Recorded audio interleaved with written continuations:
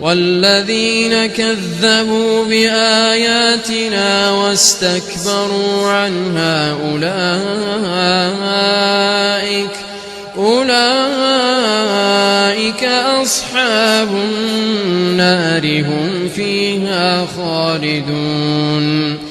فمن أظلم ممن افترى على الله كذبا أو كذب بآياته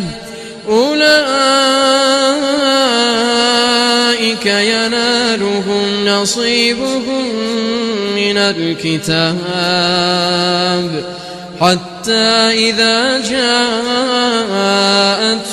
رسلنا يتوفونهم قالوا أين ما كنتم تدعون من دون الله قالوا ضلوا عنا وشهدوا على